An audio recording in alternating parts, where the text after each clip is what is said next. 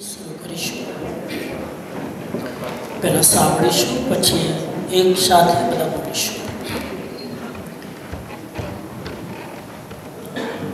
ઓમ નમો હરિહંતાણં.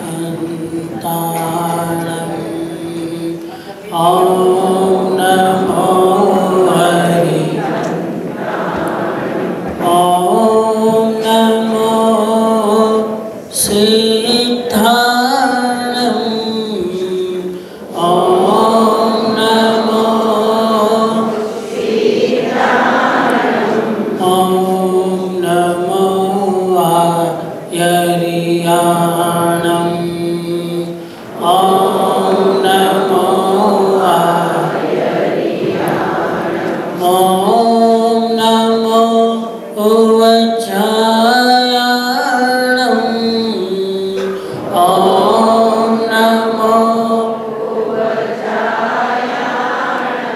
નમો લોયે સવસાહુણં. નમો લોયે એસો પંચનમુકારો.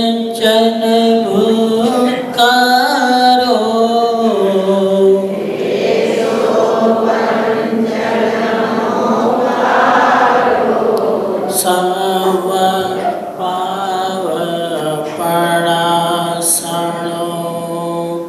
Serve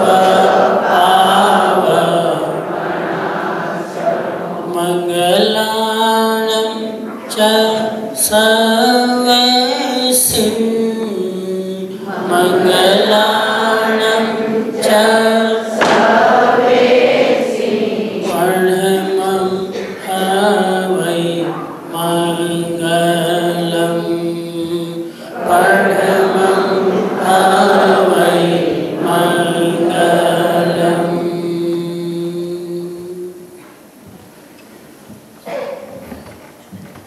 કાર્યક્રમ શરૂ થાય એના પહેલાં કેટલીક સૂચનાઓ મારા તરફથી. પહેલી સૂચના, પ્રવચન શરૂ થાય પછી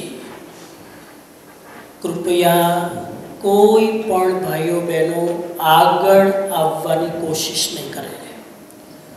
વોલેન્ટિયરને વિનંતી કે એને પાછળ બેસવાની વ્યવસ્થા કરાવે, આગળ ના આવે કોઈ પણ વ્યક્તિ. બીજી સૂચના, પ્રવચન ચાલુ હોય ત્યારે કોઈ પણ વ્યક્તિ ઊભું ના થાય. પહેલાં સ્થિરતા હોય એ પ્રમાણે વ્યવસ્થા કરજો. ઊભો થાવશો, બેસતો તો પ્રવચનમાં ખલેલ પેદા થશે. સાંભળવામાં અને બોલવામાં થોડીક તકલીફ થશે. એ ખાસ ધ્યાન રાખીશું. અને ત્રીજી સૂચના, પ્રવચન વખતે કોઈ પણ વ્યક્તિઓ આપસમાં વાતચીત નહીં કરે. કમિટીવાળા ખાસ કરીને, કેમ કે બહુ બધું કામ હોય ને, મિટિંગ હોય, આ હોય, બધું અહીંયા પતાવી દે. એવું નહીં કરતા. મિટિંગ કરવી હોય તો આપણે ત્યાં રૂમ ઘણા બધા છે, ત્યાં કરી શકશું.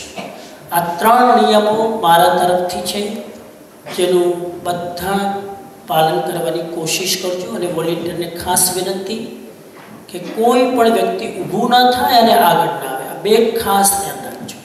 Thank you Bhupatbhai.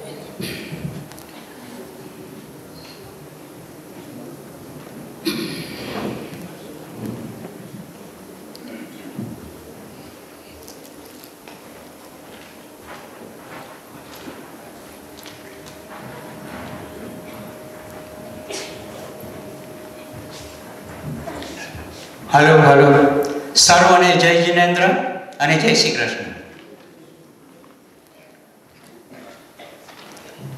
પર્યુષણ મહાપર્વનો પહેલો દિવસ આપણે ખૂબ જ આનંદથી ઉજવવાનો છે. 8 દિવસ નવનાથની અંદર એમ થાય બધાને, દર વર્ષે થાય છે. આજે પણ એમ જ થવું જોઈએ આ વખતે કે આપણે ખૂબ જ આનંદથી, ખૂબ જ ક્ષમતાથી આ પર્યુષણ ઉજવવાના છે. અમારી ઘણી ભૂલો થશે, પણ જો તમે ક્ષમતા રાખશો, ગુરુજીએ આપણને જે સૂચના આપી એ પ્રમાણે જો વર્તશું આપણે તો ખરેખર આપણે આધ્યાત્મિક ફિલ્ડની અંદર ખૂબ આગળ વધી શકશું. સ્વામી શ્રી શુદ્ધ પ્રજ્ઞાજી નવનાથ વણિક એસોસિએશન આપનું ભાવભીનું સ્વાગત કરે છે. આપ 2012 માં અત્રે પધારે ને આજે 2016 4 વર્ષ બાદ આપ અત્રે પધારી રહ્યા છો. ખરેખર અમારા માટે ખૂબ જ આનંદની વાત છે. Saman Shri Shuddh Pragyaji is one of the most articulate and charismatic young spiritual leaders of the new generation. He has traveled many countries worldwide and has conducted thousands of yoga and meditation seminars. Samanji's teachings integrate ancient scriptures and modern science which validate our day-to-day experience and knowledge. Samanji is highly knowledgeable on the subject of how to apply the principles of Jainism in daily life. Swamiji speaks effortlessly and makes Jainism and its core principles acceptable to today's world. Samanji has established the Peace of Mind Foundation in Rajkot, Gujarat and the Peace of Mind Yogic Center in USA. મિત્રો ખાસ કરીને health અને સેફટીની દ્રષ્ટિએ આપણી પાસે 4 exit doors છે. In case of fire please just leave. તમારી બધી વસ્તુ અહીંયા રાખી અને just go out of the car park and assemble yourself near the container. Second thing, we need pin drop silence. So if you have not switched off your mobile, please take it out and switch it off. Tapasvi ભાઈઓ તથા બહેનોને સંસ્થા વતી સાતા પૂછીએ છીએ. આજે પહેલો દિવસ છે. અમુક ભાઈઓને અપવાસ પણ હશે. ખરેખર આનંદની વાત છે. હવે આપણા પ્રેસિડેન્ટ ધીરુભાઈ ગાલાણી કે જે મોટરસાઇકલ ઉપર એને બહુ જ શોખ છે મોટરસાઇકલ ચલાવવાનો, તો ખબર નહીં કેવી રીતે એનો એન્કલની અંદર જરા ઇન્જરી થઈ ગઈ છે, પણ આપણને જરૂર 2 શબ્દ કહેશે. ધીરુભાઈ.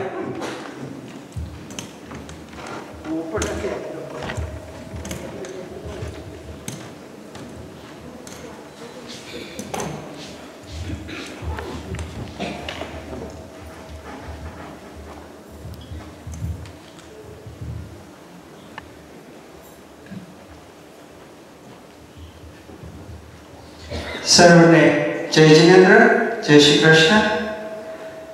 પહેલા તો તમારી બધાને માફી માંગી લઉં છું કે 11 વાગ્યાની બદલે લગભગ 11:30 થવા આવ્યા છે.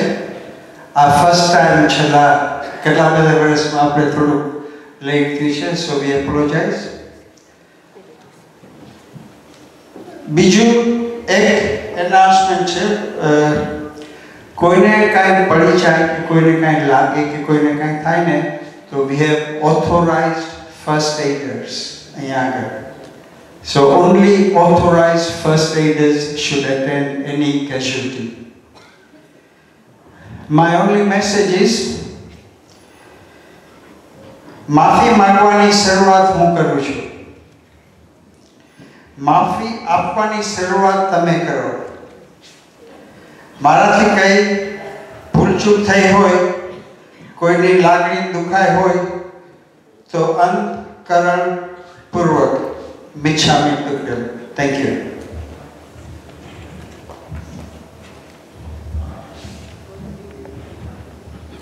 Thank you Dhirubhai. આપણે હવે પૂજ્ય સ્વામીજીને વિનંતી કરીએ કે આજનો આપણને ધર્મ લાભ પીરસે. ખૂબ ખૂબ આભાર. Thank you. મંગલ સ્તુતિથી શરૂ કરીશું. મારા પછી બોલીશું બધા એક સાથે. ઓમ. થોડો અવાજ કરશો થોડોક. ઓમ મંગલમ ઓમકાર મંગલમ આદિ મંગલમ આદિ शांतिनाथ मंगलम। ओम मंगलम ओम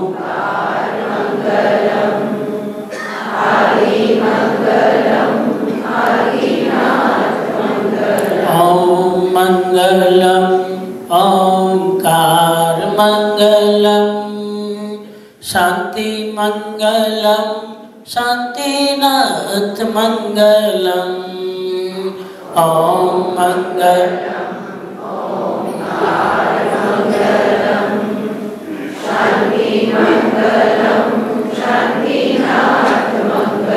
ओम मंगलम ओंकार मंगलम वीर मंगलम महावीर मंगलम। ओम मंगलम ओम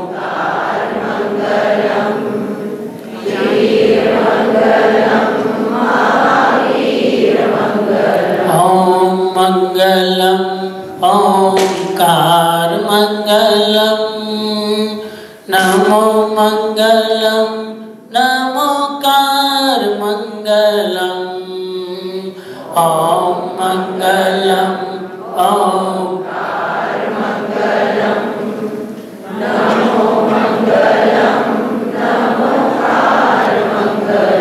ओम मंगलम ओंकार मंगलम गुरु मंगलम गुरुदेव मंगलम। ओम मंगलम ओम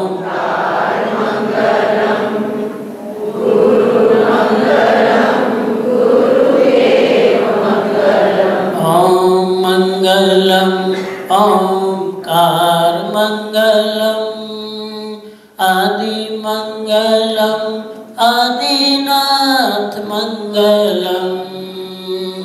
ओम मंगलम ओम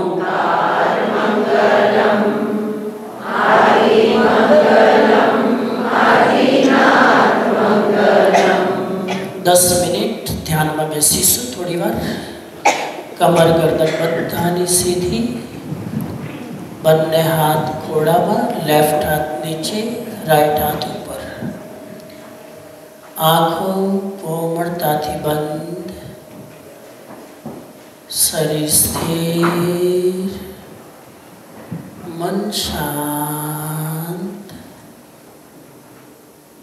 ક્યાંય હલન ચલન નહીં। મંદિરમાં ભગવાનની પ્રતિમા હોય એવી રીતે શરીરને અડોળ રાખીશું।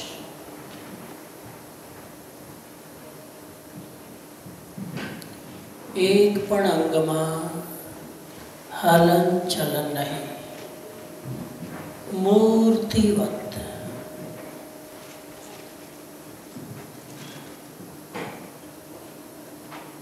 મનમાં સંકલ્પ કરી લો 7 થી 10 મિનિટ હું શરીરને હલાવવાનો નથી।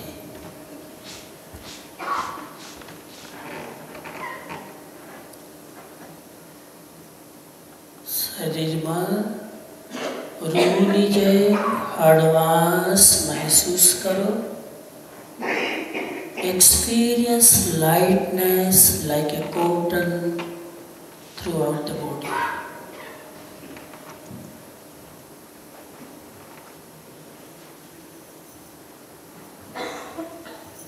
ચિત્તને નાકની પાસે કોન્સન્ટ્રેટ કરો અને ત્યાં આવતા જતા દરેક શ્વાસને જુઓ।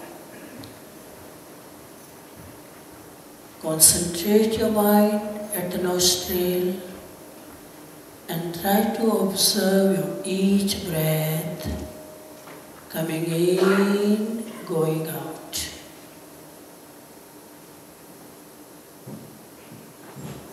Be aware of your each breath.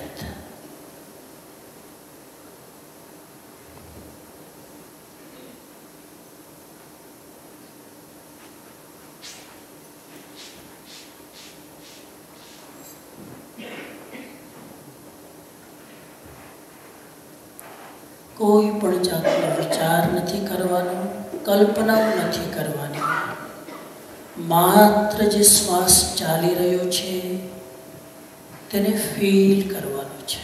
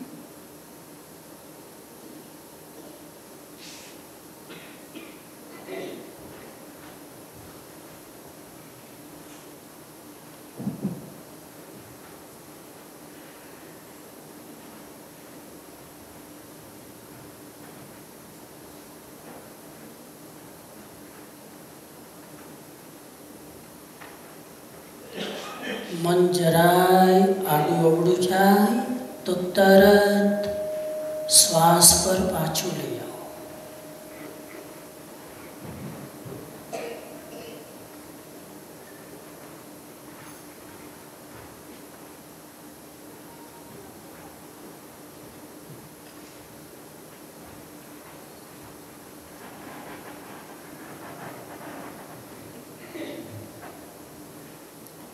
Feel your each breath.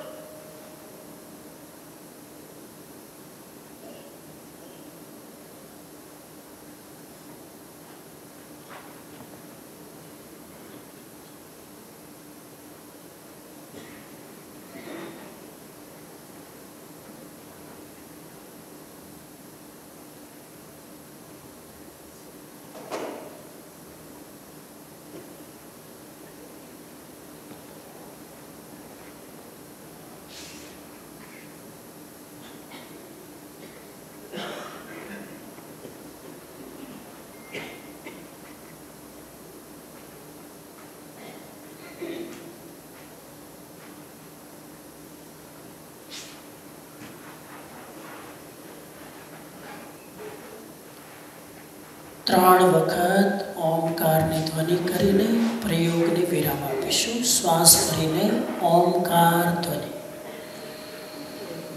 Oh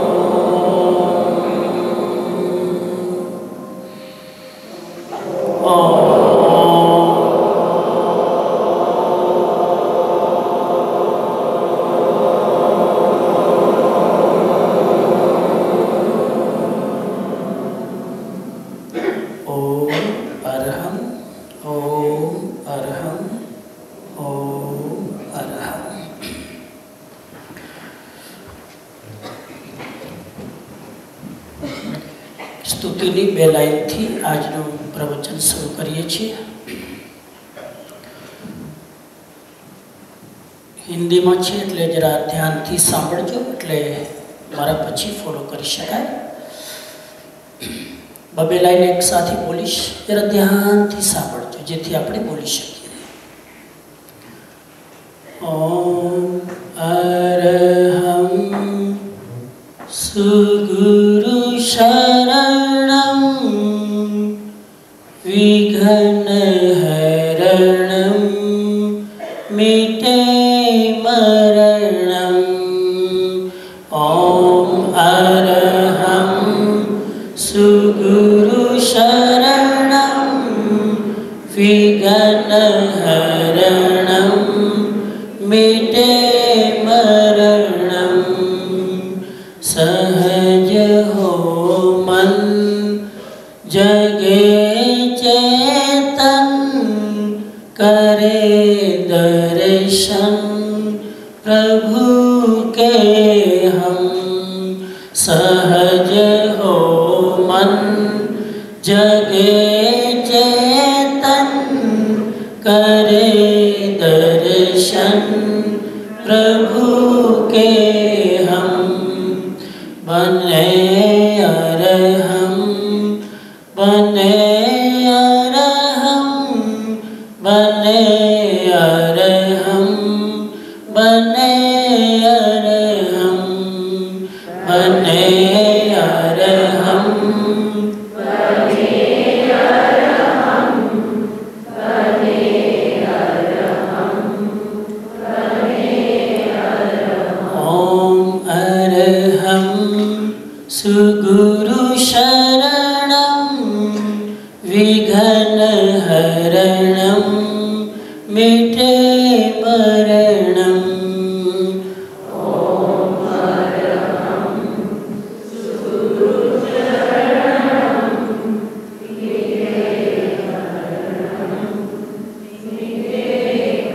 બહુ સરસ, બહુ સરસ. ધ્યાનથી સાંભળો, બરાબર પાકું કરો. ઓમ અરહમ સુગુરુ શરણમ વિઘ્ન હરણમ મિટે મરણમ. ઓમ અરહમ સુગુરુ શરણમ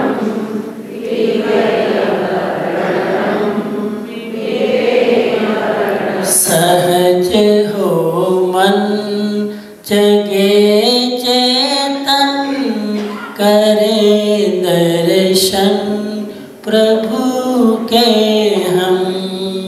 सहज हो मन जगे चेतन करे दर्शन प्रभु के हम. बने अरहम बने अरहम बने अरहम बने अरहम बने अरहम बने अरहम बने अरहम बने अरहम. मंगलम भगवान वीरो मंगलतम प्रभु मंगलम स्थूलिभद्राद्या जैन धर्मोस्तु मंगलम. ध्यानमूलम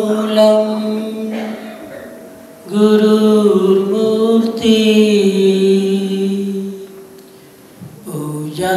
पूजामूलम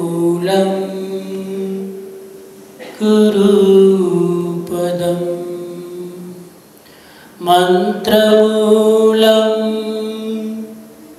गुरुर्वाक्यम मोक्षमूलम गुरुकृपा.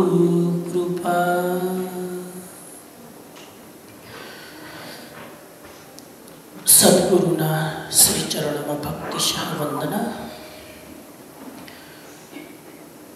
जिज्ञासु बंधु बहनों,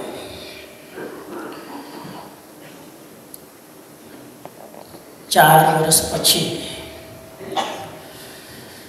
लंडनना नवनाथ वणिक समाजना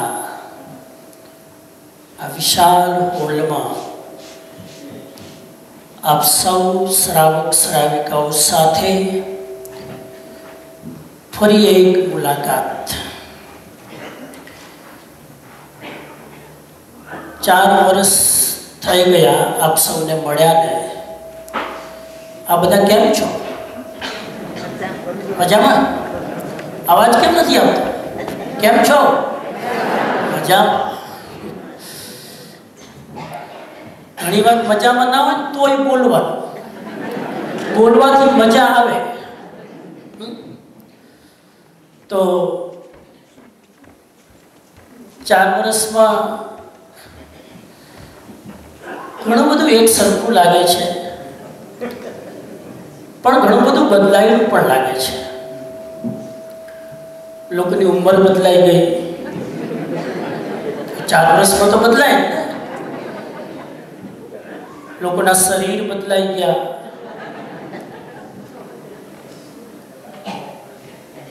कोईનું खाई खाई ने वजन वधी गયું,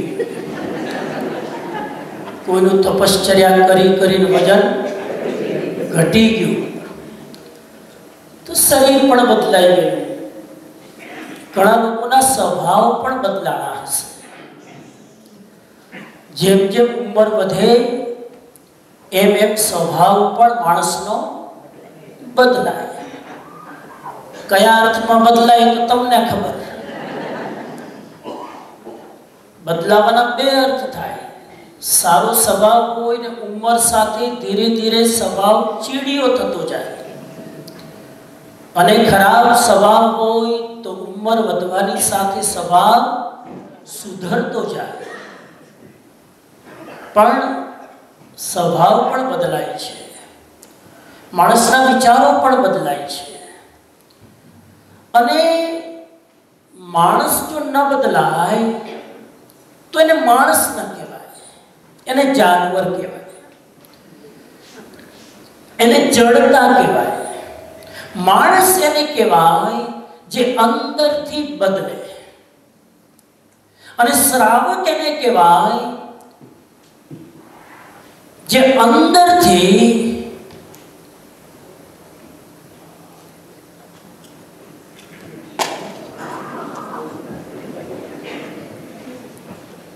श्रावक एने कहेवाय जे अंदरथी सारी दृष्टिए बदलाय, सारा मार्गे बदलाय। तो आपणे बधाय श्रावक छीए अने आ 4 वर्षमां 4 पर्युषण तो आपणे कर्या ज। मारा पहेला कोई आव्या हशे, एना पहेला कोई आव्या हशे, एना पहेलाय कोई आव्या हशे, अने एना पहेला हूँ आव्यो तो। तो 4 वर्षमां उम्र जरूर बदलाणी छे, पण उम्र साथे जो आपणे न बदलाईए तो जैन शास्त्रमां एने भाव मरण कीधुं छे। 2 प्रकारना मरण होय, एक द्रव्य मरण, एक भाव मरण। द्रव्य मरण एने कहेवाय के आयुष्य पूरुं थाय अने माणसनुं शरीर छूटे, एने द्रव्य मरण कहेवाय। अने भाव मरण एने कहेवाय के माणस जे समये बदलवानुं बंध करे छे अने त्याने त्या अटकी जाय छे, ए माणस भावथी मरी गयेलो छे। એટલા માટે આ પર્યુષણ પર્વની આરાધના એ માણસને બદલવા માટે છે। આ પર્યુષણ પર્વની આરાધના વ્યક્તિના વર્તનને બદલે છે, વ્યક્તિના વ્યવહારને બદલે છે, વ્યક્તિના સ્વભાવને બદલે છે અને વ્યક્તિના વિચારોને બદલે છે। તમે જો બદલાઈ શકો તો તમે ધાર્મિક છો અને તમે જો સાચા અર્થમાં બદલાઈ ન શકો તો આપણી ધાર્મિકતા માત્ર લિબાસ છે, અંતર પરિવર્તન નથી. આ 8 દિવસની પર્યુષણ વ્યાખ્યાન માળામાં આપણે એક વિચારને કેન્દ્રમાં રાખીને ચર્ચા કરીશું કે કેવી રીતે આપણે અંદરથી બદલાઈએ. સવારનું વ્યાખ્યાન અને સાંજનું વ્યાખ્યાન,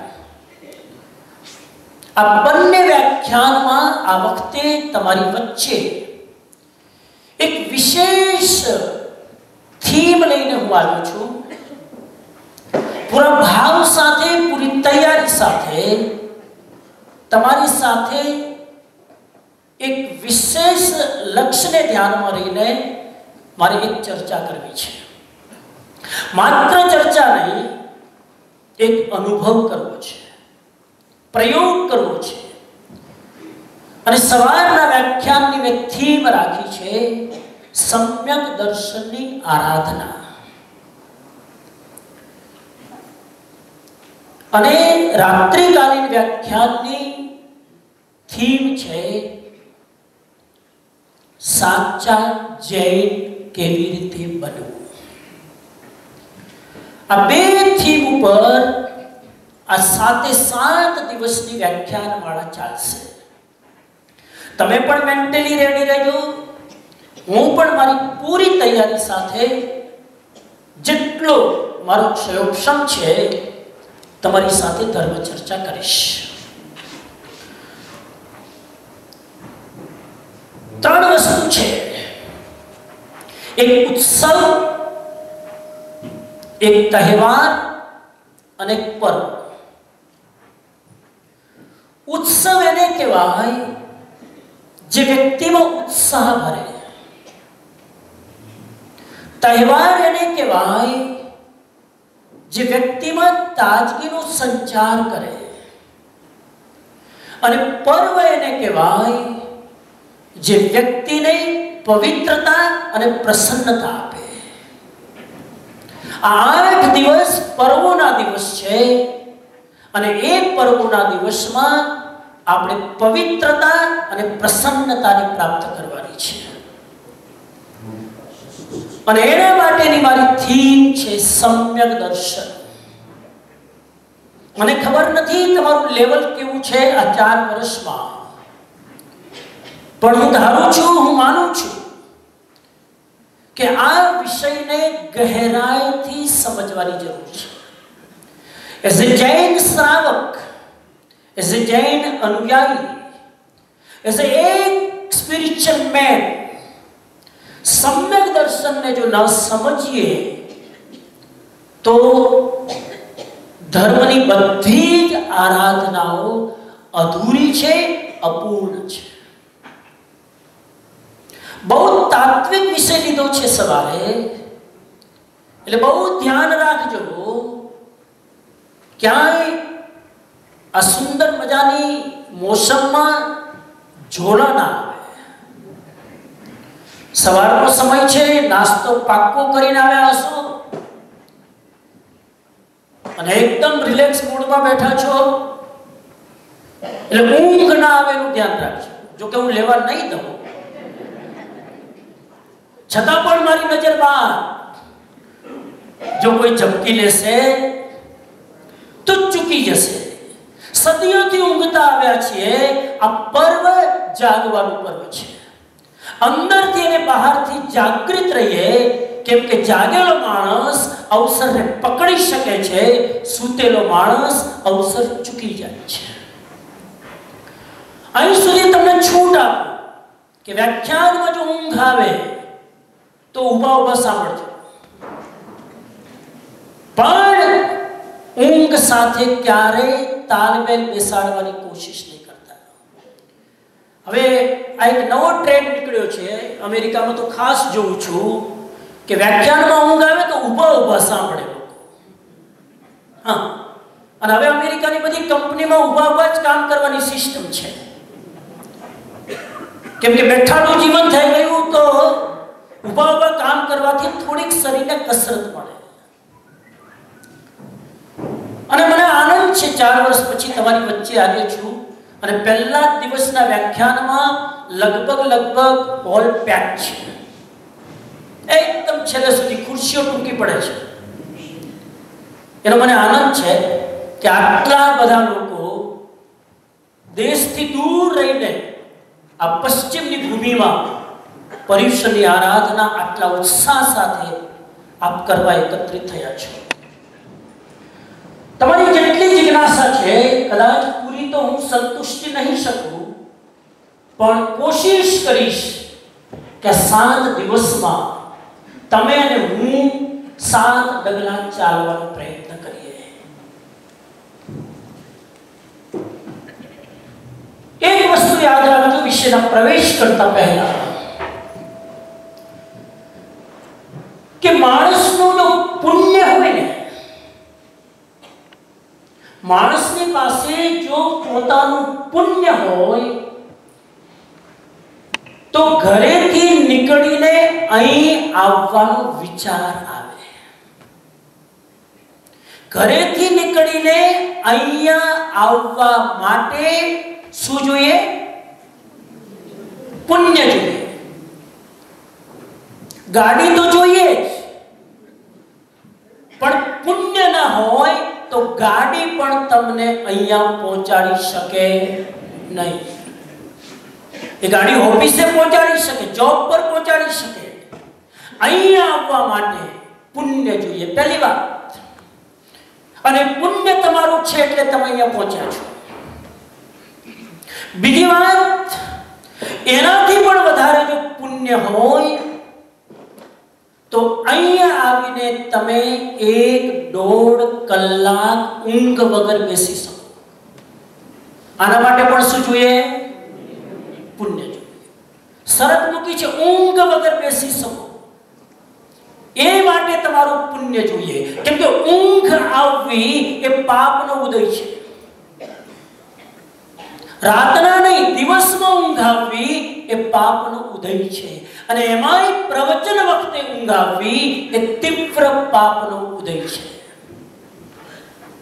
એટલે મેં કીધું કે પાપનો ઉદય થાય તો ઊભા થઈને સાંભળજો, જેથી પાપનો ઉદય અટકી જાય. તો ઘરેથી નીકળીને આવવા માટે પુણ્ય જોઈએ. એનાથી વધારે અહીંયા શાંતિથી 1.5 કલાક બેસવા માટે પણ પુણ્ય જોઈએ. એનાથી વધારે પણ પુણ્ય જોઈએ જે અહીંયાથી પીરસવામાં આવે છે એને સમજવા માટે પણ એનાથી પણ વધારે પુણ્ય જોઈએ. એ પુણ્ય ના હોય 3જા નંબરનું તો આવી તો ગયા, બેસી તો ગયા, ઊંઘ પણ નથી આવતી, પણ અહીંથી જે પીરસવામાં આવે છે એ જો તમને સમજાય નહીં તો સમજવાનું પુણ્યનો પન્નો ટૂંકો પડે છે. અને એથી પણ વધારે ઉત્કૃષ્ટ પુણ્ય હોય તો જે વાત સમજમાં આવી છે એ વાત મારા જીવનમાં પરિવર્તન લાવે. ઘણી વાર સમજમાં આવી જાય.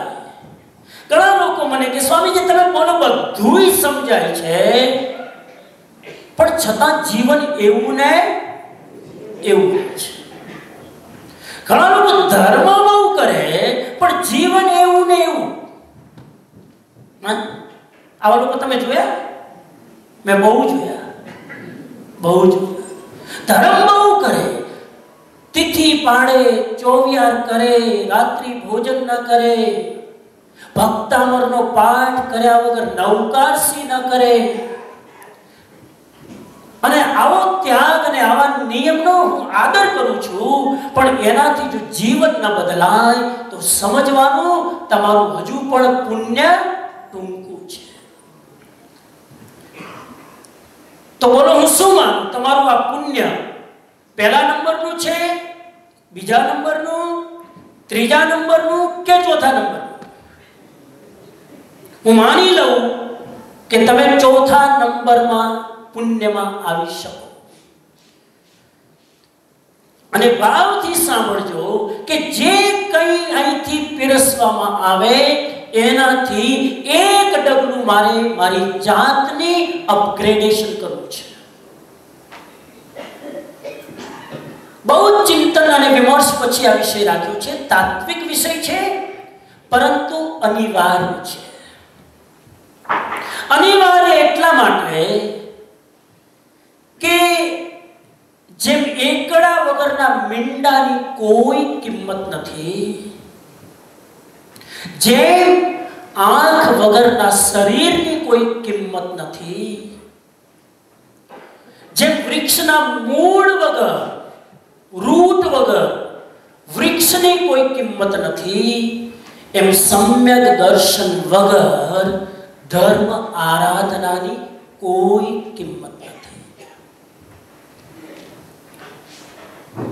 આ વિષય લેવાનું એક મારું પ્રયોજન છે. પહેલા એ કહી દઉં.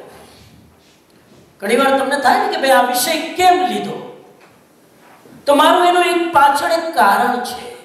એક કારણ એ છે કે ધર્મ આરાધના કરવી મહત્વની નથી, સમ્યક દર્શન પૂર્વક ધર્મ આરાધના કરવી મહત્વની છે. અઠ્ઠાઈ કરવી મહત્વની નથી, સમ્યક દર્શન પૂર્વક અઠ્ઠાઈ કરવી મહત્વની છે. ચોવિયાર કરવા અને આઈમ્બિલ કરવા મહત્વના નથી, સમ્યક દર્શન પૂર્વક ચોવિયાર અને આઈમ્બિલ કરવા મહત્વના છે. જૈન શાસ્ત્ર કહે છે કે જ્યાં સુધી જીવમાં સમ્યક દર્શન ના આવે ત્યાં સુધી ધર્મની બધી જ ક્રિયાઓ માત્ર કસરત છે, બીજું કંઈ નથી. બહુ ગોળ ગોળ બોલવાની મારી ટેવ નથી, તમે બધાને ખબર છે. તમને સારું લગાડવા, કોઈ મક્ખન પોલિશ કરવું મારું ધ્યેય નથી. જે સત્ય છે એ તમારા સુધી પહોંચાડવાનું મારું ધ્યેય છે. અને તમે આટલા ભાવથી જ્યારે પરીક્ષાના પહેલા દિવસે સાંભળો છો ત્યારે એક વાત યાદ રાખજો કે જ્યાં સુધી દ્રષ્ટિ પ્રોપર ન બને ત્યાં સુધી દિશાઓ ગમે એટલી બદલ્યા કરો, એ દિશાઓ બદલવાથી દશાઓ બદલાતી નથી. એટલા માટે મેં આ વિષય લીધો છે કે સમ્યક દર્શન વગર બધી જ આરાધના, બધી જ સાધના, બધી જ ઉપાસના નકામી છે. Not only that, સમ્યક દર્શન વગર શ્રાવકના 12 વ્રતો પણ અધૂરા છે. Not only that, સમ્યક દર્શન વગર સાધુપણું લેવું પણ નકામું છે. જૈન શાસ્ત્ર શંખનાદ કરે છે કે એક વાર નહીં, 2, 5, 10 વાર નહીં, 50, 100, 500 વાર નહીં, તમે અને મેં આ અનંત 24માં અસંખ્ય વાર સાધુપણું લીધું છે. તમે ન માનતા કે 5મા આરામાં તીર્થંકર ભગવાનનો સાક્ષાત યોગ નથી. તમે અને હું કેટલીય વાર આપણા પાછલા ભવોની અંદર તીર્થંકરોના સમવસરણમાં બેઠા છીએ, એમની વાણી સાંભળી છે, એમનો ઉપદેશ સાંભળ્યો છે, છતાં પણ આપણું કલ્યાણ થયું નહીં. અને એનું એકમાત્ર કારણ આપણી ઉલટી માન્યતા, આપણી રોંગ બિલીફ. સમ્યક દર્શન નો સામાન્ય અર્થ પહેલા તમને કહી દઉં. આ શબ્દ બહુ જ ઊંચો છે, જૈન શ્રાવકો માટે નહીં, એક સામાન્ય કોમન મેન માટે. સમ્યક દર્શન એટલે રાઈટ અન્ડરસ્ટેન્ડિંગ. સમ્યક દર્શન એટલે જે વસ્તુ જેવી છે એને એવી માનવી. સમ્યક દર્શન એટલે મારી બિલીફ સિસ્ટમ સાચી હોવી જોઈએ. સમ્યક દર્શન એટલે મારા હૃદયમાં મને દેવ, ગુરુ અને ધર્મમાં અતૂટ અનકન્ડિશનલ શ્રદ્ધા હોવી જોઈએ. સમ્યક દર્શન એટલે કોઈ પણ ભોગે મને નવ તત્વનું સામાન્ય જ્ઞાન હોવું જોઈએ. જીવ કોને કહેવાય, અજીવ કોને કહેવાય, પુણ્ય કોને કહેવાય, પાપ કોને કહેવાય, આશ્રવ કોને કહેવાય, સંવર કોને કહેવાય, નિર્જરા કોને કહેવાય, બંધ કોને કહેવાય અને મોક્ષ કોને કહેવાય, એનો સામાન્ય આછો પાતળો ખ્યાલ હોવો જોઈએ. અને એ જો ખ્યાલ ન હોય તો આપણે શ્રાવક સેના, આપણે જૈન સેના. સમ્યક દર્શન એટલે આ નવ તત્વની આછી ઝલક આપણા માઇન્ડમાં સેટ હોવી જોઈએ. અને છેલ્લો સમ્યક દર્શનનો અર્થ, સમ્યક દર્શન એટલે શરીર અને આત્મા બે તત્વો અલગ અલગ છે એનું સ્પષ્ટ જ્ઞાન હોવું જોઈએ. હું શરીર નથી, હું શરીરમાં છું, શરીરને જાણું છું. શરીર દરેક પદાર્થોનો ઉપભોગ કરે છે જેની મને ખબર છે. શરીરમાં વેદના થાય છે, એ વેદનાને હું જાણું છું, પણ હું વેદના નથી, હું શરીર નથી, હું સુખ દુઃખ નથી, હું જન્મ મરણ નથી. આ બધા જ શરીરના ધર્મોથી હું જુદો છું. આવું સ્પષ્ટ જ્ઞાન, એનું નામ સમ્યક દર્શન. આ સમ્યક દર્શન જ્યાં સુધી ન થાય ત્યાં સુધી જૈન શાસ્ત્ર કહે છે કે ધર્મ ક્રિયા સાર્થક નથી થતી, આરાધના સાર્થક નથી થતી. અને એટલા માટે નથી થતી કે જ્યાં સુધી સમ્યક દર્શન ના આવે, મારી આરાધનાનું લક્ષ્ય હું પકડી શકતો નથી. જ્યાં સુધી સમ્યક દર્શન ના આવે, હું ધર્મ આરાધના પણ ખોટા કારણે કરું શકું, હું તપસ્યા પણ ખોટા હેતુથી કરી શકું, હું પૂજા ઉપાસના કરવાનું લક્ષ્ય પણ આત્મશુદ્ધિનું રાખી શકું. એટલા માટે સમ્યક દર્શન બહુ જરૂરી છે. મેં તમને 5-7 મિનિંગ બતાવ્યા સમ્યક દર્શનના. એને બરાબર ધ્યાનમાં રાખીને આ ચર્ચા સાંભળજો. સમ્યક દર્શનની ચર્ચા એટલે પણ જરૂરી છે કે સમ્યક દર્શન એ મોક્ષ માર્ગનું પહેલું પગથિયું છે. સમ્યક દર્શનની ચર્ચા એટલા માટે પણ જરૂરી છે કે સમ્યક દર્શન વગર જ્ઞાન પણ જ્ઞાન નથી. સમ્યક દર્શન વગર ચારિત્ર પણ સાચું ચારિત્ર નથી. સમ્યક દર્શન વગર આપણું તપ પણ સાચું તપ નથી. એક પાત્ર જ જો ખોટું હોય, એક પાત્ર જ જો બદબૂ મારતું હોય, એક પાત્રમાં જ જો દારૂ ભરેલો હોય અને એમાં ગમે એવું અમૃત નાખો તો એમાં અમૃતનો સ્વાદ આવશે કે શરાબનો? એક પાત્રમાં પડેલું દારૂ અમૃતને પણ વિકૃત કરે છે. એમ એક મિથ્યા દર્શન હોય તો એમાં જ્ઞાન પણ પડે તો મિથ્યા થઈ જાય, એમાં ચારિત્ર પડે તો પણ મિથ્યા થઈ જાય, એમાં તપ પડે તો પણ મિથ્યા થઈ જાય. સમ્યક દર્શન તમારા પાત્રને ઠીક કરે છે. સમ્યક દર્શન જેની અંદર આપણે આ બધી જ આરાધના અને ઉપાસના નાખીએ છીએ એને શુદ્ધ કરે છે. મારી દ્રષ્ટિએ આનાથી વધારે ધાર્મિક જગત માટે કોઈ ઇમ્પોર્ટન્ટ વિષય નથી.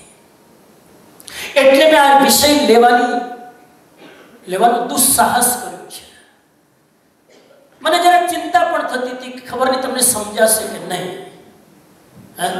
શું લાગે છે? સમજાય છે? હા, તો બરાબર 4 વર્ષ તમે ઉજવ્યા. તો આ પર્યુષણના 4 વર્ષ તમે પ્રગતિ કરી કહેવાય. જો આ વિષય તમે સમજી શકો તો તમે એક લેવલ ઉપર આવ્યા છો અને એનો મને આનંદ છે સાહેબ. અને રોજ દર વખતે એક ને એક પર્યુષણમાં એક ને એક વાત કરીએ, કલ્પસૂત્ર ખોલીએ, કલ્પસૂત્રમાં ભદ્રબાહુ સ્વામીએ 5 કર્તવ્ય બતાવ્યા, ભગવાનના 27 ભાવ બતાવ્યા, એક ને એક વાત રિપીટ કરીએ તો ઘણીવાર એક ને એક વાત સાંભળવામાં પણ લોકોને કંટાળો આવે. એટલા માટે મેં વિચાર કર્યો કે અલગ ટ્રેકથી મૂળ વાતને પકડીએ.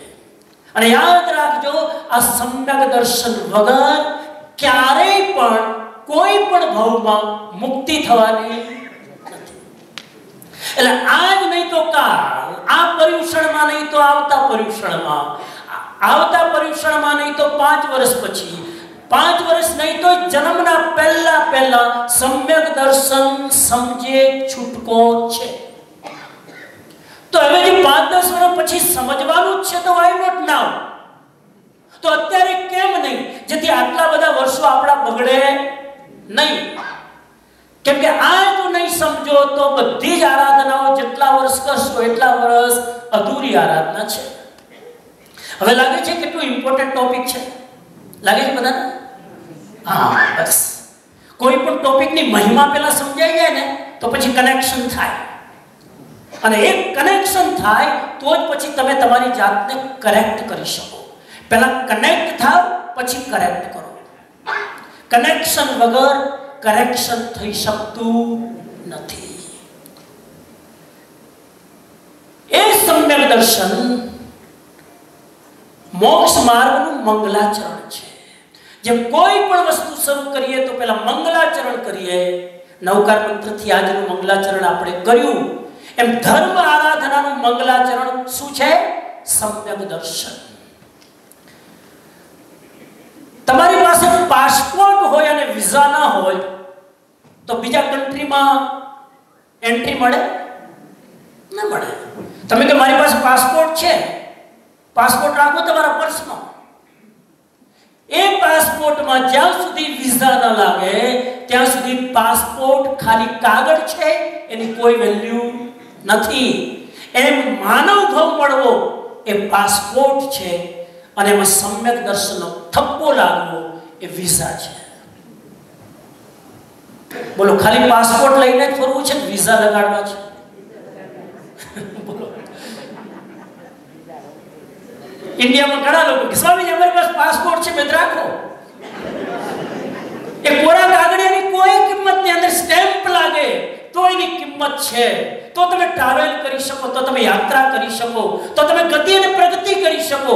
એમ આપણા માનવ ભાવના પાસપોર્ટમાં જ્યારે સમ્યક દર્શનનો પાસપોર્ટ લાગે છે ત્યારે જીવ અધ્યાત્મના માર્ગમાં ગતિ કરે છે, અધરવાઇઝ પાસપોર્ટ લઈને ફર્યા કરે છે. ઘણા માણસો એવા છે માત્ર માનવ ભાવનો પાસપોર્ટ લઈને સમય પસાર કરે છે, એમાં સ્ટેમ્પ લાગતો. તો આજે હું તમારા પાસપોર્ટમાં વિઝા લગાડવા આવ્યો છું.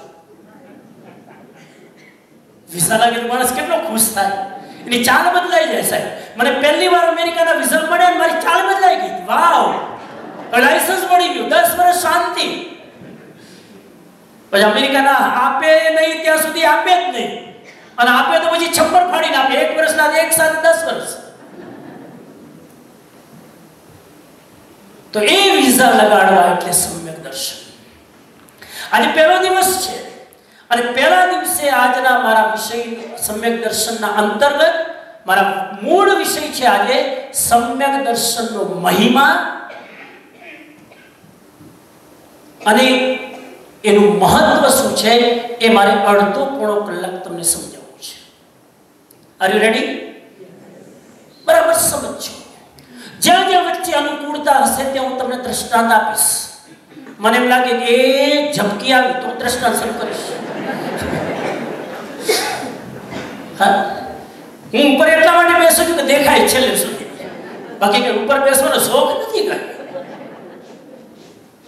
નીચે બેસવામાં જે મજા છે ને ઉપર બેસવામાં નથી. ઉપર બેસવું જવાબદારી છે ને, એ જવાબદારી માથે છે. તો સમ્યક દર્શનનું મહત્વ શું છે હું તમને 4-5 મુદ્દા કહું. સમ્યક દર્શનનો અર્થ સમજી લીધો ને બરાબર? અર્થ યાદ રાખજો, પાછો પૂછીશ કાલે. હા, પરીક્ષા પહેલા પછી નવું વ્યાખ્યાન. સમ્યક દર્શન એટલે રાઈટ અન્ડરસ્ટેન્ડિંગ. સમ્યક દર્શન એટલે જે વસ્તુ જેવી છે ને એવી માનવી. સમ્યક દર્શન એટલે દેવ, ગુરુ અને ધર્મમાં અતૂટ શ્રદ્ધા, અનકન્ડિશનલ શ્રદ્ધા. આ બધા સ્ટેપની વ્યાખ્યા નથી કરતો, અત્યારે કરીશ. સમ્યક દર્શન એટલે નવ તત્વનું સામાન્ય જ્ઞાન. અને સમ્યક દર્શન એટલે આપણી માન્યતા અવળી ન રહે, સવળી થાય. Our wrong belief convert into right belief. અને સમ્યક દર્શન એટલે શરીર અને શરીરના સંબંધો એ અલગ છે, હું એનાથી અલગ છું. આટલું સમજ્યા પછી આ સમ્યક દર્શનનું મહત્વ કેટલું છે 5-7 વસ્તુ ધ્યાનથી સમજી લો. ન સમજાય તો પણ ચિંતા ન કરતા, શબ્દ કાનમાં પડવા દેજો. આ સમ્યક દર્શનનો શબ્દ પણ તમારા કાનમાં પડશે તો સમજી લેજો તમે બીજ વાવ્યું, એક દિવસ ઉગશે. પહેલી વાત એ છે, હવે મહત્વ બતાવું છું. સમ્યક દર્શનની સૌથી પહેલું મહત્વ એ છે કે સમ્યક દર્શન વગર તમારા ને મારા ભવોની ગણતરી શરૂ થતી નથી. બરાબર સમજો. આપણે ધીમે ધીમે ધીમે ચાલશું, કોઈ ઉતાવળ નથી તમારે. હા, શેની ખાવાની, બીજી શેની હોય. આજે તો પહેલા દિવસે ના જ હોય, ઘણાને ઉપવાસ હશે, ઘણાને એકાદશી હશે, બ્યાસનું હશે. અને એટલા માટે પણ ધીમે ધીમે ચાલુ કે ઘણાની ઉંમર થઈ એટલે જરા રિટેઇન કરવામાં થોડીક વાર લાગે ને. એંગેજમાં જલ્દી સીધું ગ્રાસ થાય, હવે જરા ધીરે ધીરે થાય. સમ્યક દર્શનનું પહેલું મહત્વ એ છે, તમે ને મેં અત્યાર સુધી કેટલા ભવો લીધા? તમે ને મેં અત્યાર સુધી અનંત ભવ કર્યા અને હજુ કેટલા કરશું? હે હે આ જેવા બોલશા ખબર નથી. હારું કરે તમે અનંત ના બોલ્યા, નહીં તો તમને પકડે. અમેરિકામાં લેક્ચર આપે કેટલા ભવ કર્યા તો કે અનંત. કેટલા કરવાના તો કે અનંત. ઘણા લોકો ઊંઘમાં બોલતા હોય છે. અનંત કર્યા હશે વાત સાચી, પણ અનંત કરવાના છે એ કોઈ આપણી મજબૂરી નથી. ધારો તો અનંત ભવને 15 ભવ કરી શકો, અનંત ભવને 7 ભવ કરી શકો, 7 ભવને 3 ભવ કરી શકો, અને ધારો તો 1 ભવ કરીને તમે અને હું જન્મ મરણના અનાદિના ચક્કરથી ફ્રી થઈ શકીએ. યાદ રાખજો, સમ્યક દર્શન પુણ્યના હાથમાં નથી, તમારા મારા પોતાના હાથમાં છે. પુણ્યથી સમ્યક દર્શન નથી મળતું, તમારા અને મારા આત્માના પુરુષાર્થથી સમ્યક દર્શન મળે છે. યાદ રાખજો, ભાગ્યથી સમ્યક દર્શન નથી મળતું, પણ અધ્યાત્મના માર્ગે પુરુષાર્થ કરવાથી સમ્યક દર્શન મળે છે. સમ્યક દર્શન તમારી મારી નિયતિ નથી, ડેસ્ટિની નથી. સમ્યક દર્શન તમારું અને મારું પોતાનું વાવેલું નવું કર્મ છે. પુણ્યથી સ્વર્ગ મળી શકે, પુણ્યથી દેવલોક મળી શકે, પુણ્યથી ભૌતિક સુખ સામગ્રી મળી શકે, પુણ્યથી સમ્યક દર્શન ક્યારેય ન મળે. અને સમ્યક દર્શન જો પુણ્યથી મળતું હોય તો 12મા દેવલોકના દેવતાઓ બધા સમ્યક દર્શન વાળા હોત, પણ નથી. કેમ કે સમ્યક દર્શન પવિત્રતાથી મળે છે, પુણ્યથી નહીં. પુરુષાર્થથી મળે છે, ભાગ્યથી નહીં. નિયતિથી નથી મળતું, તમારી અને મારી કોન્શિયસ ઉપલબ્ધિથી મળે છે. એ સમ્યક દર્શનનો પહેલો મહિમા એ છે કે જ્યારે જીવને સમ્યક દર્શન થાય ત્યારથી ભવોની ગણતરી શરૂ થાય. મહાવીર સ્વામીની આત્માએ કેટલા ભવ કર્યા હતા? પહેલા રોંગ.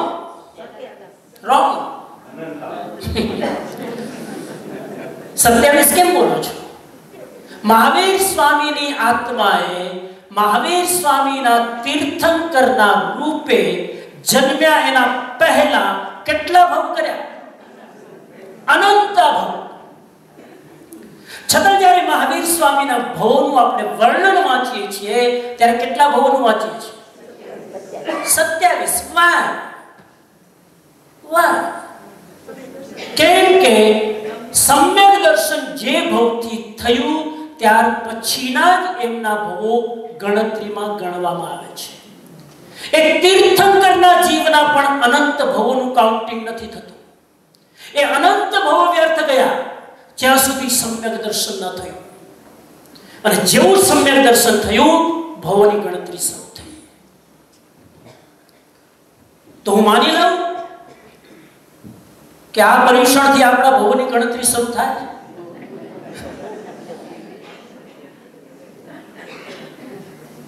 જેવું મેં અમેરિકા વાત કરી કે સમ્યક દર્શન આંખોની સામે છે, હમણાં 3 દિવસમાં તમને કરાવી દઉં.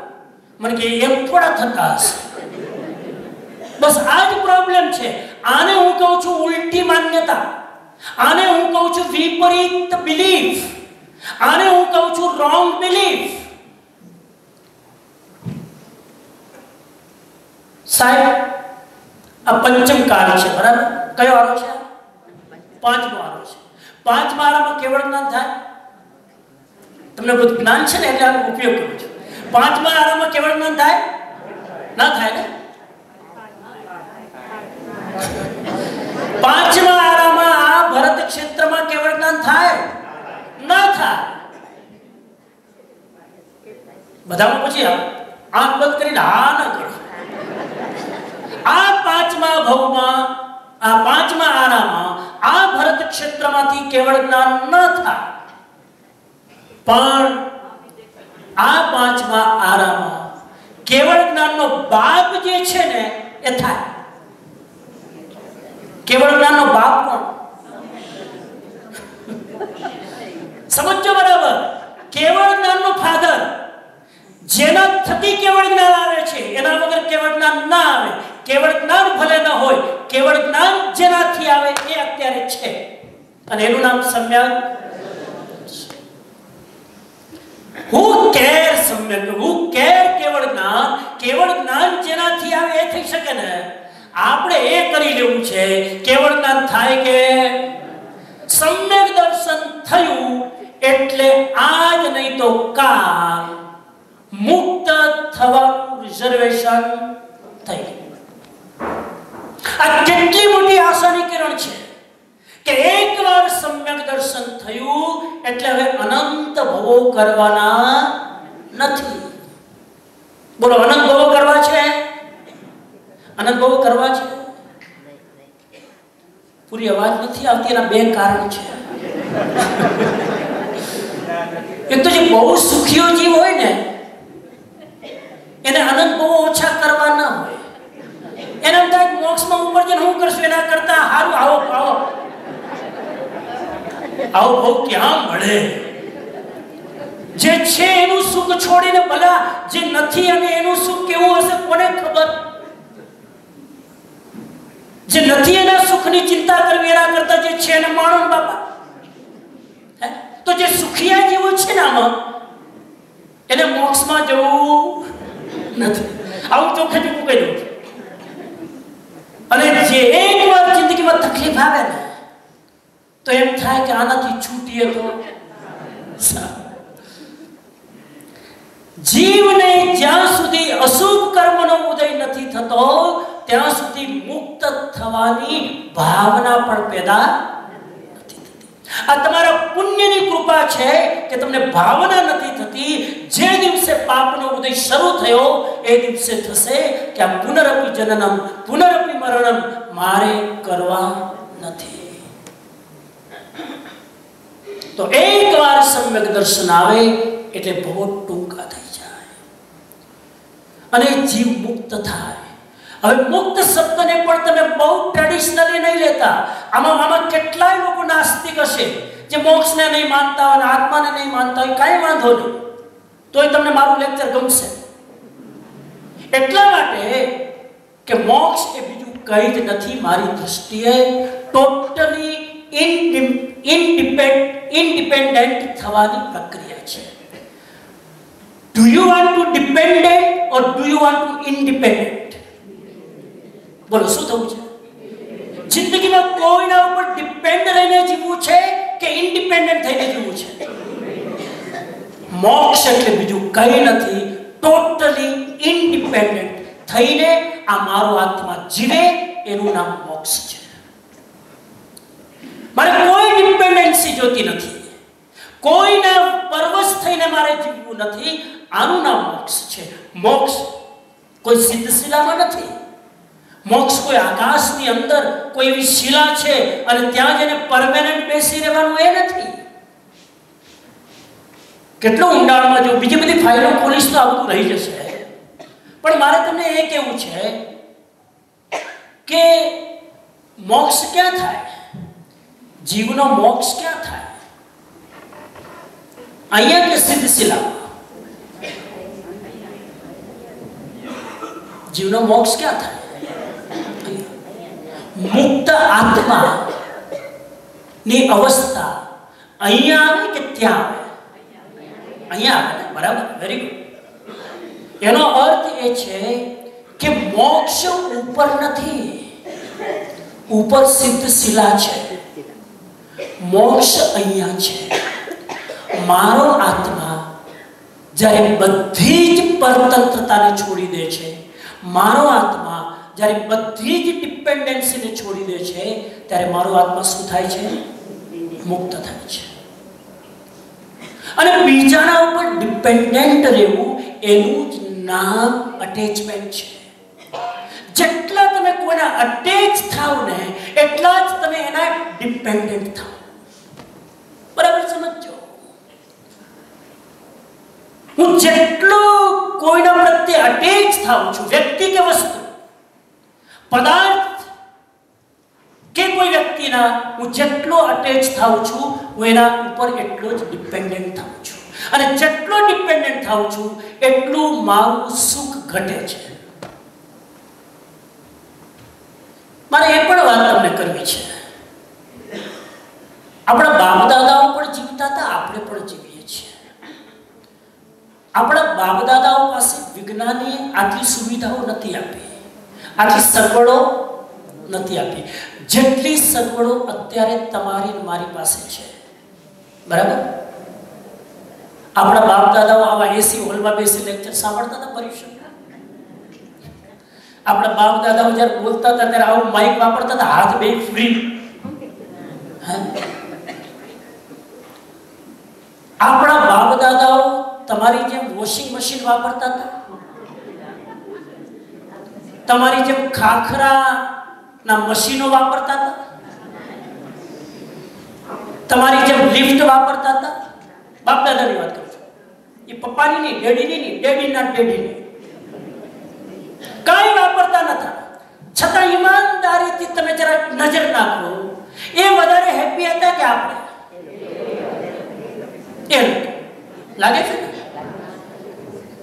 એ હતા કે નહીં ખબર નથી, પણ તમે તો નથી જ, એટલું પાકું.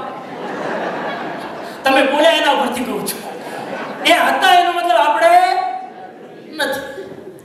હવે મને એ સમજાતું નથી મારા મિત્રો કે આપણી પાસે વિજ્ઞાને આટલી સગવડ આપીને અને વિજ્ઞાને જે કંઈ સગવડ આપી એ આપણા સુખ માટે આપી ને, કે બધા જ વિજ્ઞાને જે સાધનો આપ્યા, આપણા બાપ દાદાઓ તો મોબાઈલ ફોને નતા વાપરતા, મહિનાઓ પછી ચિઠ્ઠી આવતી કે હું પહોંચી ગયો છું, 1 મહિના પછી ચિઠ્ઠી આવે કે હું પહોંચી ગયો છું. અને આપણે હવે વોટ્સઅપ વાપરતા થઈ ગયા. તો વિજ્ઞાને આટલી તમને સગવડ આપી કે વોટ્સઅપ વાપરો અને ફટાફટ તમારો મેસેજ પાસ કરો, તો આપણે વધારે સુખી હોવા જોઈએ ને. આટલા વિજ્ઞાને સાધનો શું કામ આપ્યા? જેથી આપણી લાઈફ સ્મૂથ થાય, આપણી લાઈફ ઈઝી થાય, આપણી લાઈફ થોડી આરામદાયક થાય. પણ સાહેબ, મને તમે સાચું કહો, આટલું વિજ્ઞાને આપણી જિંદગી સરળ કરવાની કોશિશ કરી, આપણી લાઈફ સુખી થઈ કે દુખી? દુખી થઈ ને. કારણ કે આ વિજ્ઞાનના સાધનોએ આપણને ડિપેન્ડન્ટ બનાવ્યા. વિજ્ઞાનના સાધનો ખોટા નથી, પણ આપણે એના ઉપર એટલા બધા ડિપેન્ડન્ટ થઈ ગયા. હવે એક દિવસ જો વોશિંગ મશીન કામ ન કરે તો મગજ કામ ન કરે, અને એ દિવસે જ્યારે મારું મગજ ખરાબ હોય કેમ કે વોશિંગ મશીન નથી ચાલતું, અને એ રેન્જમાં હું કોઈને ફોન કરતો હોય પેલા વોશિંગ મશીનને રિપેર કરવા વાળાને, અને એ રેન્જમાં જો મારો હસબન્ડ આવે તો ગયો,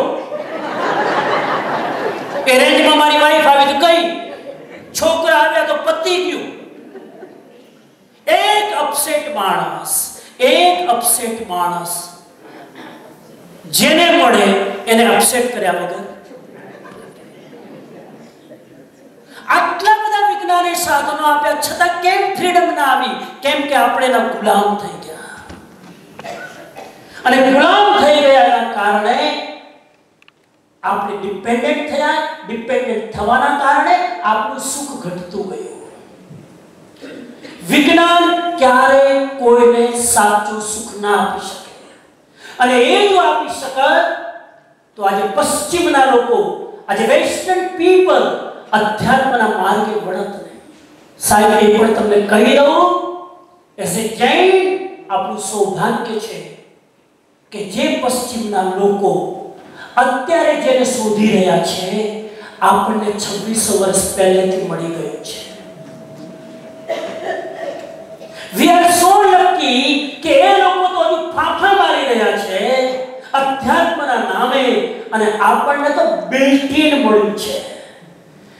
જન્મની સાથે પેકેજ ડીલ લઈને આવ્યા છીએ. અમુક વસ્તુ જેનોને શીખવાડવાની ન હોય, જન્મની સાથે એ આપણા બ્લડની અંદર સંસ્કાર રૂપે હોય, જેની વાત કરવાનો છું. તો આ સમ્યક દર્શન આપણને મળ્યું. આપણે ભવ ટૂંકા થઈ જાય અને આપણો જીવ ટોટલી ફ્રી થઈ જાય. એ સમ્યક દર્શન, ભવની ગણતરી ચાલુ થાય. નંબર 2, સમ્યક દર્શનનું મહત્વ. નંબર 2, સમ્યક દર્શન થયા પછી કેટલું ઇમ્પોર્ટન્ટ છે જોજો. આજે પેલા મહત્વ સમજી લો એટલે પછી કાલથી તમને સમ્યક દર્શનના પાટે ચડાવું છું. અને આ 7 દિવસમાં સમ્યક દર્શન કરે છૂટકો.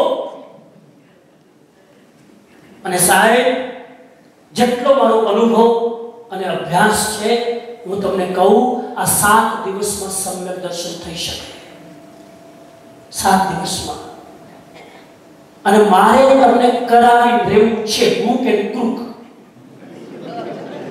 તમે રેડી હોય કે ના હોય, મારે તમારા મોઢામાં કોળીઓ નાખવો છે.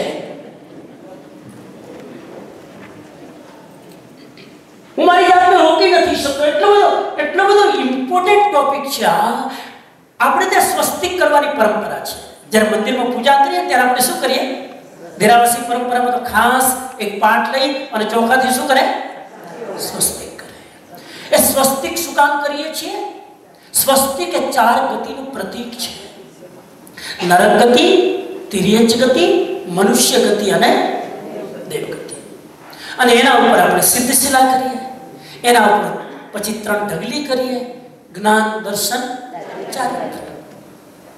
એક મજાની વાત તમને કહું છું, બીજા નંબરની, એકવાર સમ્યક દર્શન થઈ જાય પછી મોક્ષ જ્યાં સુધી ન થાય, ભલે ન થાય, પણ ત્યાં સુધી જેટલા પણ હવે ભવો થશે ને એમાં હવે 4 ગતિમાં જવાની જરૂર નહીં પડે. એકવાર સમ્યક દર્શન થાય પછી 2 જ ગતિ બચે છે. સો ઇન્ટરેસ્ટિંગ, સો એક્સાઇટેડ સ્ટેટમેન્ટ. સમ્યક દર્શન થઈ જાય પછી નરક ગતિ નથી, પછી તિર્યક ગતિ નથી. Never ever.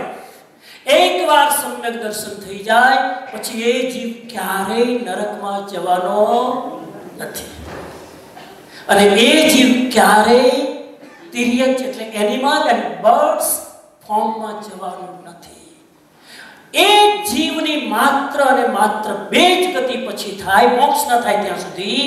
એક મનુષ્ય ગતિ અને બીજી દેવ ગતિ. બોલો, જવું છે નરકમાં? આજે પહેલા દિવસે થોડું આપણે ફ્રેમવર્ક કરવું છે ને. તમને એક બીજી વાત કહું, કેટલી શાંતિ છે. ધર્મ સભામાં આટલી શાંતિ હોય યા નવનાથના હોલમાં જ બની શકે. ઇમ્પોસિબલ સાહેબ. આટલી બધી સંખ્યા હોય ને એક પણ વ્યક્તિનો અવાજ ના આવે. આ મારો પ્રભાવ નથી, આ પર્યુષણનો પ્રભાવ નથી, આ જીન શાસનનો પ્રભાવ છે. અદ્ભુત. અને એટલે તમને વિનંતી કરું, એકવાર સમ્યક દર્શન આવે, જિંદગી ભર નરક ગતિ ન થાય, જિંદગી ભર તિર્યક ગતિ ન થાય. અને તમને ઇમ્પોર્ટન્ટ વાત કહું, તમારી અને મારી આત્માની અંદર, સાંભળજો, તમારા અને મારા આત્માની અંદર અત્યારે આપણા કર્મોની સત્તામાં અનેકો નરક ગતિઓ પડી છે. હું શું કહું છું સમજાતું હશે? ના સમજાય તો બપોરે 3 વાગે તૈયાર થઈને આવજો. ક્વેશ્ચન આન્સર, એમાં આ બધા વિષયના જવાબો હું તમને આપીશ. અત્યારે તમારે વિષય પૂરો કરવો એટલે હું એક વાતની સ્પષ્ટતા કરતો આગળ જાઉં. તમારા અને મારા આત્મામાં અત્યારે કેટલીય નરકની ગતિઓ સત્તામાં પડી છે. તમે સમ્યક દર્શન વગર આવીને આવી રીતે જીવ્યા કરો ને તો કેટલી વાર તમે હું ક્યાં જવાના છીએ? બોલો.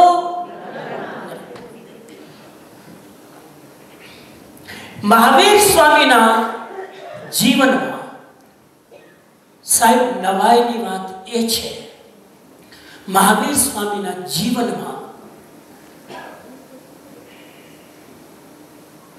2 વાર એમની નરક ગતિ થઈ. કેટલી વાર?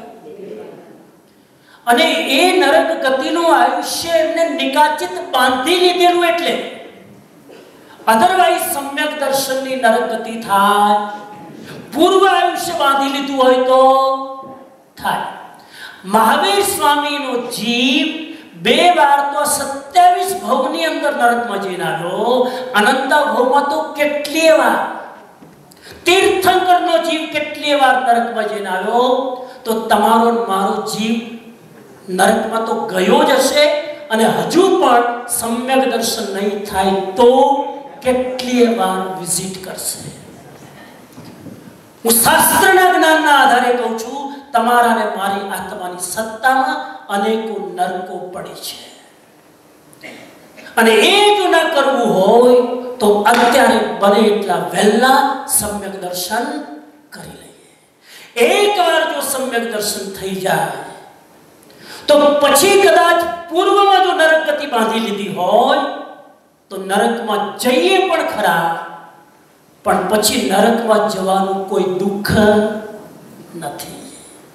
એ ત્રીજી વાત આવે છે, સમ્યક દર્શનનું ત્રીજું મહત્વ. સમજાય છે બરાબર? સ્ટેપ બાય સ્ટેપ ટ્રેક ઉપર છીએ આપણે. સમ્યક દર્શનના 2 મહત્વ કીધા. ત્રીજું રિપીટ નથી કરતો, સમયની મર્યાદા.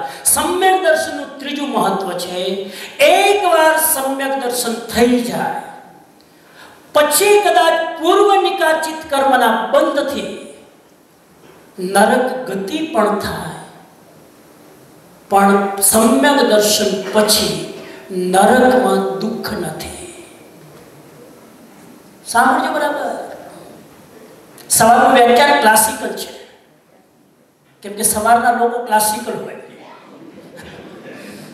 રાતના માસ ગ્રુપ હોય, એટલે રાતના થોડું જનરલ લેશે. એક્ઝામ્પલ આપવું ખબર જ હશે પણ નવા લોકો. શ્રેણિક મહારાજા ભગવાન મહાવીર સ્વામીના સંપર્કમાં નતા આવ્યા એના પહેલા, જ્યારે એ બિંબસાર સમ્રાટ હતા, ત્યારે એમને નારકીનું નિકાચિત કર્મ બાંધી લીધું હતું. ખ્યાલ આવે છે? બાંધી લીધું હતું. અને ત્યારબાદ એ મહાવીરના સંપર્કમાં આવે છે, મહાવીરના ઉપાસક બને છે, 12 વ્રતધારી શ્રાવક બને છે અને ક્ષાયિક સંકેત પ્રાપ્ત કરે છે. અને સંકેત પ્રાપ્ત કર્યા પછી એ ભગવાન મહાવીરને જઈને પૂછે છે, ભગવાન, હું તમારો પરમ ભક્ત, તમારું સ્મરણ કર્યા વગર, તમારું નામ લીધા વગર, તમારા ભાવથી દર્શન કર્યા વગર હું મોઢામાં પાણી પણ નથી નાખતો.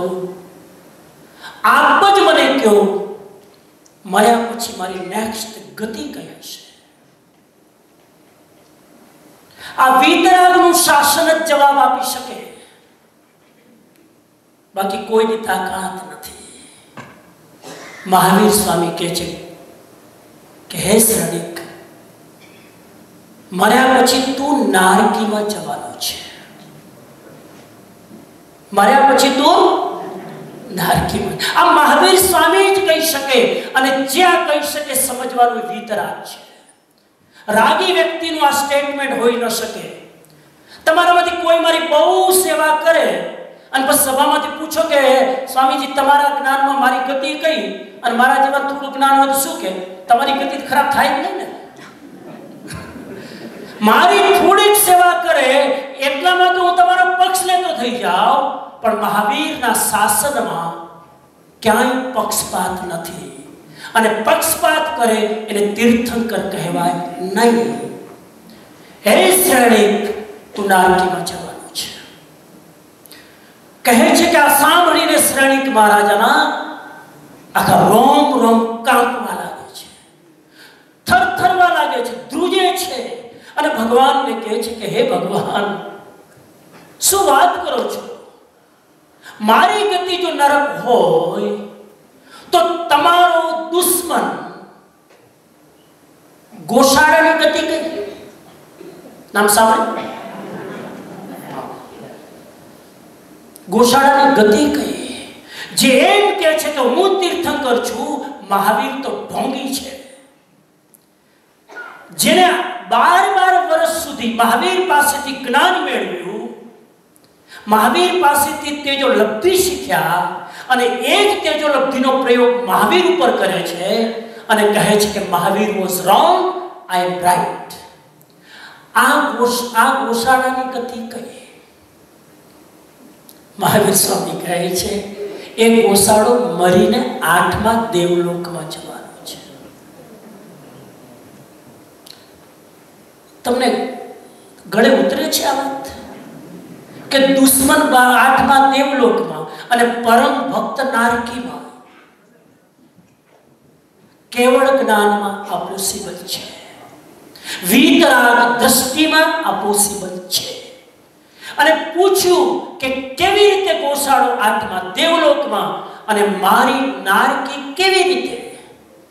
અને ભગવાન જવાબ આપે છે કે ગોશાળો અત્યારે કોઈ તીવ્ર દર્શન મોહ કર્મના લીધે મારી નિંદા અને ચુગલી કરે છે, પણ એ ગોશાળાનું જ્યારે આયુષ્ય બંધાશે એના પહેલા એને રિયલાઇઝ થશે, એ માફી માંગશે, એ ક્ષમા માંગશે, અને ક્ષમા માંગવાના કારણે એની 8મા દેવલોકમાં ગતિ થશે.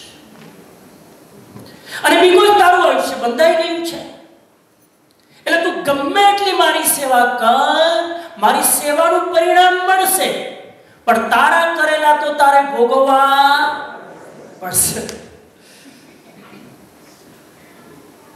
શ્રેણીની શું દશા થાય? કોઈ એમ કે તમારી તો નારકી થવાની, હવે લંચ ભાવે? ગમે એટલું બહેનોએ સારામાં સારું બનાવ્યું ભાવે? અને શ્રેણીક રહી શકતા ને સર કોણ રહી શકે? અને શ્રેણીક કે છે ભગવાન કંઈક તો ઉપાય હશે ને, કંઈક તો આ તમારા શાસનમાં કંઈક તો એવો ઉપાય હશે ને કે જેનાથી મારી નારકી ટળી જાય. ભલે નારકીમાં જવાનું, પણ એને ટાળવાનો કોઈક તો રસ્તો હશે ને. હું બધું જ કરવા તૈયાર છું ભગવાન, આપ આજ્ઞા કરો.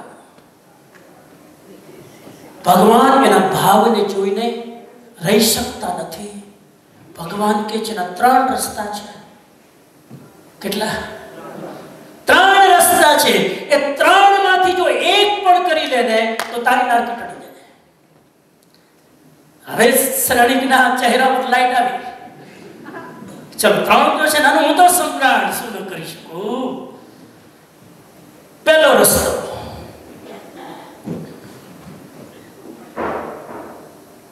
હા 10 મિનિટ લો. આજે અમે લેટ ચાલુ થયું ને, મારો મત ક્યાં છે?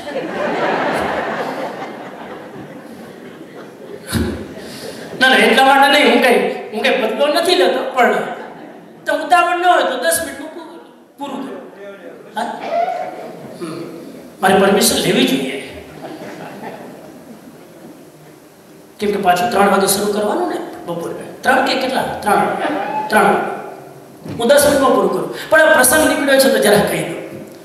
અને પ્રસંગ જ્યારે હોય ને ત્યારે આપણી વાત જલ્દી દ્રઢ થઈ જાય. 3 ઉપાય છે તો કે બતાવો ભગવાન, તરત બોલો. મારે હવે ક્ષણનો પણ પ્રમાદ નથી કરવો. કયો મને?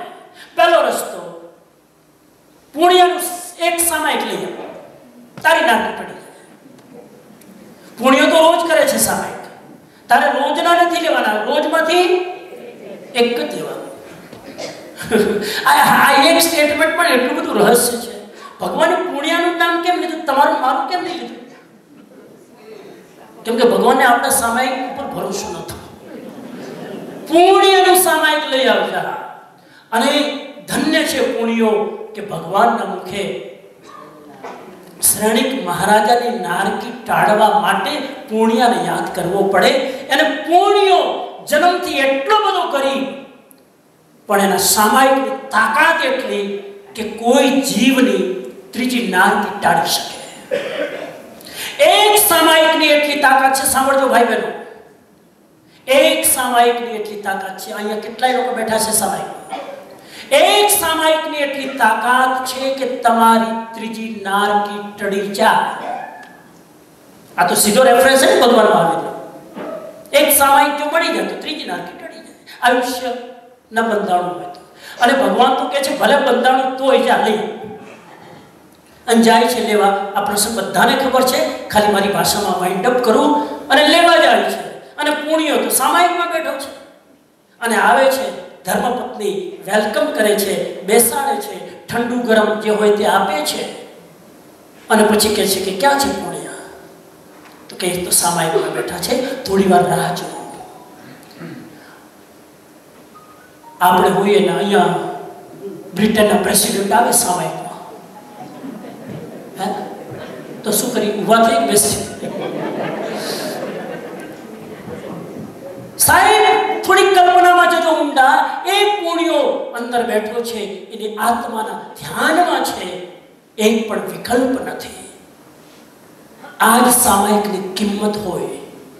સામાયિક કરી બહાર આવે છે, લાંબો પ્રસંગ છે, શોર્ટમાં કહું. બહાર આવે છે અને સાહેબ શ્રેણીક ભિખારીની જેમ હાથ લંબાવીને કહે છે, હે પુણ્યા, તારું એક સામાયિક મને આપી દે. સમ્રાટ શ્રેણીક, મને માફ કરજો, તમે કયો હું આપવા તૈયાર છું, પણ મારું સામાયિક મહેરબાની કરી હું તમને આપી શકીશ નહીં. શ્રેણીક કહે છે પણ ભગવાન મહાવીર સ્વામીએ મને તારો રેફરન્સ આપ્યો છે. આપણે કહે કે આને રેફરન્સ આપ્યો છે એટલે જરા વટ વધે. પણ પુણ્યના સામાયિકની શું ગરિમા સાહેબ! પૂર્ણીઓ કહે છે મારા ભગવાનને જઈને મારામાંથી હાથ જોડીને વિનંતી કરજો કે પૂર્ણીઓ સામાયિક આપવાની મનાઈ કરે છે. સામાયિક કોઈ મારી ચાદર નથી કે હું ઉતારીને આપી દઉં. સામાયિક તો મારો આત્માનો સ્વભાવ છે. મારા સ્વભાવને કેવી રીતે આપી શકું?